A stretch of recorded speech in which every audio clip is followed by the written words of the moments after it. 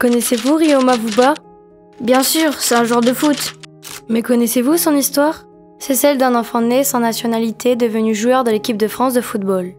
Ses parents quittent l'Angola dans les années 80 à cause de la guerre civile avec toute leur famille.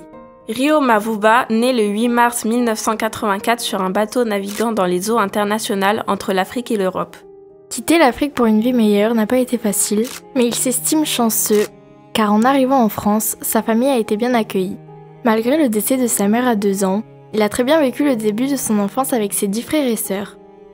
Malheureusement, il n'en sait pas plus sur son histoire, car ce sujet est tabou dans sa famille.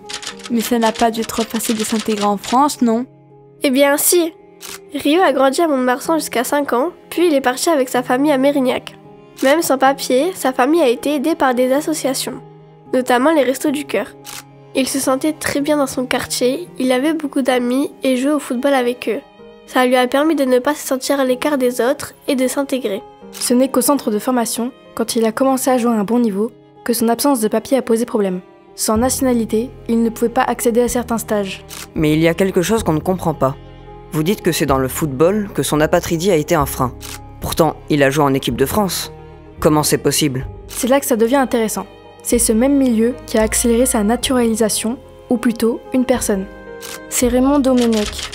Suite à sa première sélection en équipe de France, il obtient la nationalité. Et en 2014, il joue la Coupe du Monde au Brésil.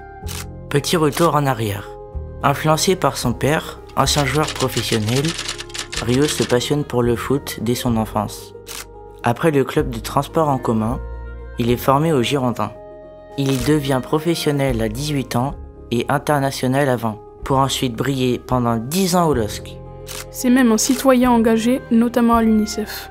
En 2009, il crée un orphelinat nommé les Orphelins de Makala à Kinshasa. Pourquoi l'a-t-il créé? Il voulait donner une seconde chance aux enfants, rendre l'aide qu'il a reçue et leur offrir un maximum d'opportunités.